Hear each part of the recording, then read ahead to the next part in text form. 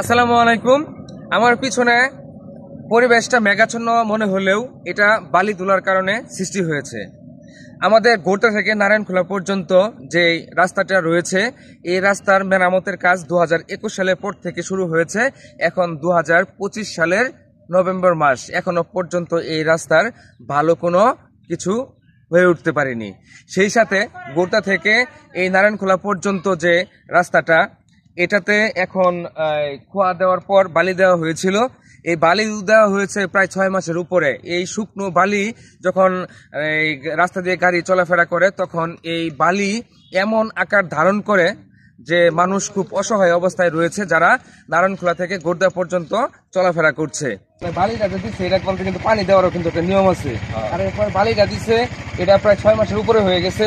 রৌদ্রের কারণে এই বালি শুকায়া আজকে দেখেন পিছনের পরিবেশটা, মানে এটা আমরা বুঝি না যে এই রাস্তাটা করার জন্য এত সময় লাগতেছে কি লিগা। 2021 সালের পরে কিন্তু রাস্তাটার কাজ শুরু হয়েছে। হ্যাঁ, তাহলে আমরা দেশবাসী যারা নকলা উপজেলার মধ্যে আছি, বিশেষ করে আমরা যারা এই নারায়ণখোলা থেকে গোড্ডা রুটে চলাফেরা করি, আমাদের অবস্থা খুবই নাজেহাল হয়ে দাঁড়িয়েছে এই বালি তোলার কারণে।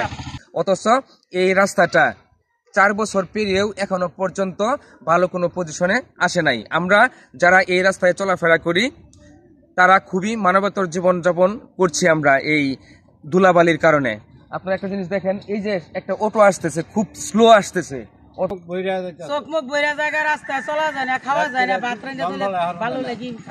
পরিবেশ সৃষ্টি হয় এই ইয়ের কারণে, গাড়ি চলাচলের কারণে।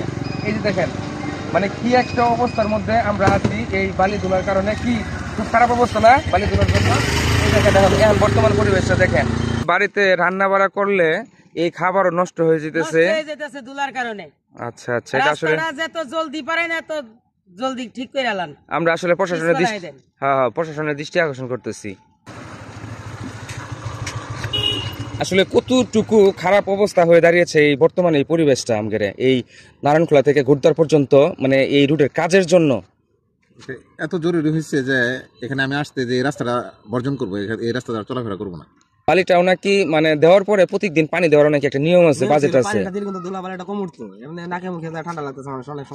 মানুষে মানে খুব মানবতর অবস্থায় জীবনযাপন করতেছে এই রাস্তাটার জন্য। হ্যাঁ, আচ্ছা, আপনি না হয় মোটরসাইকেল আছে একটু বাইরে উঠে গেলেন, কিন্তু সাধারণ যাত্রী যারা চরম ভোগান্তি বলার শেষ নাই। যে কিছু লোকে কথা বলতেছে যে আমরা এত কষ্টে আছি যে রাস্তার সঙ্গে দোকানগুলা চরম ভোগান্তিতে আছে, মানুষজন কাস্টমার আসে না।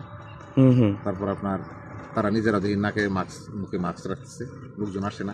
আর এই রাস্তাটা বালি দেওয়ার পরে এটাতে পানি দেওয়ার নাকি একটা বাজেট আছে, আমি যতটুকু শুনছিলাম। তারা তো পানিটাও ব্যবহার করতেছে না। এরপরে এই বালিটা দিচ্ছে কমপক্ষে 6 মাসের উপরে হয়ে গেছে। এই তপ্ত রোদে বালিটা শুকায়, বালিটা এখন পাতলা হয়ে গেছে।